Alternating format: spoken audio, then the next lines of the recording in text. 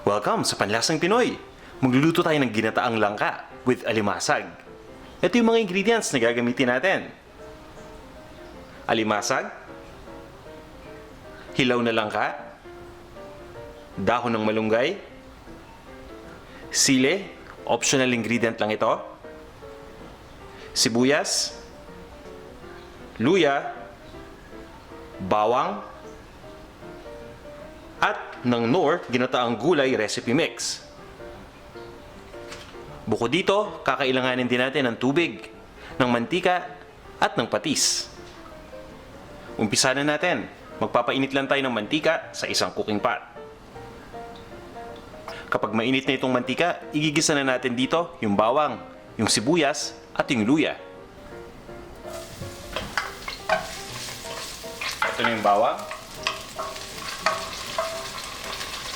Ilagay na natin kaagad dito yung sibuyas.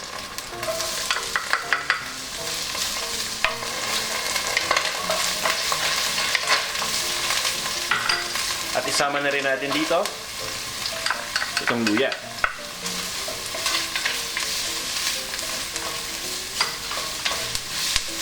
Itutuloy lang natin ang pag-isa dito ng ilang minuto hanggang sa tuluyan ng lumambot yung sibuyas. Pagkatapos nun, pwede na natin ilagay dito yung langka. Ito na yung langka.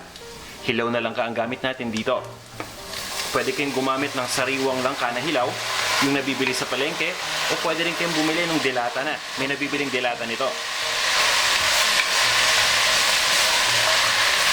Igigisa lang natin ito ng ilang minuto.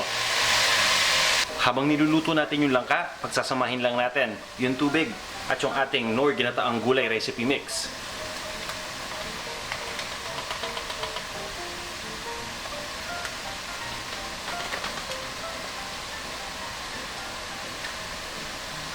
Pagkatapos ay hahaluin lang natin ito.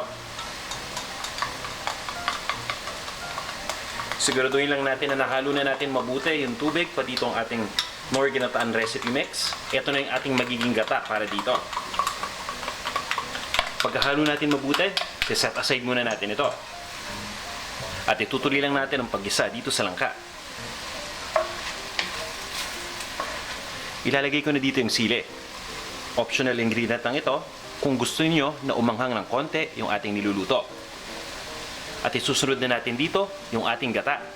Ito yung gamit natin kanina, yung Knorr ginataang gulay mix na hinalo lang natin sa tubig. Gumagamit ako ng ingredient na to dahil tamang-tama to sa aking ginataan.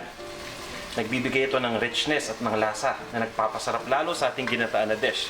Gaya nitong ginataang langka na may alimasag. Magdadagdag lang tayo ng tubig dito. At pagkatapos, papabayaan lang natin itong kumulo. Kapag kumulo na, hahaluin lang natin ito.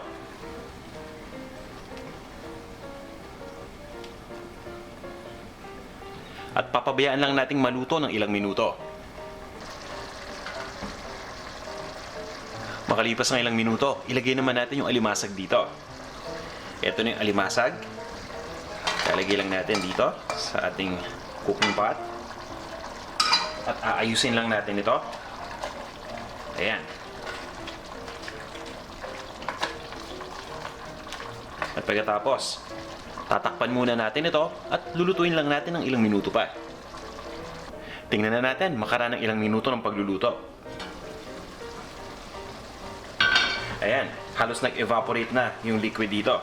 Kaya mapapansin nyo na natutuyo na itong ating niluluto. At yan ang gusto nating mangyari. Mas nagiging malasa ito kapag mas konti yung liquid. Ang isa pang gusto ko dito sa dish na to, napakadali lang itong lutuin. Halos tapos na tayo. Ilalagay ko na lang ngayon dito yung malunggay. Pwede kayong gumamit, syempre, ng sariwang malunggay o ng fresh frozen, katulad ng gamit ko ngayon. Haluin lang natin ito. At maya-maya lang, ilalagay na natin dito yung patis. Ito na yung patis. Nasa sa inyo kung gaano karami yung gagamitin ninyong patis. Haluin lang natin ito ulit. Pagkatapos, pwede na natin itong ilipat sa isang serving plate. At iserve na natin. Para sa kumpletong recipe, bisita lang kayo sa panlasangpinoy.com. Ito na ang ating ginataang langka with alimasag.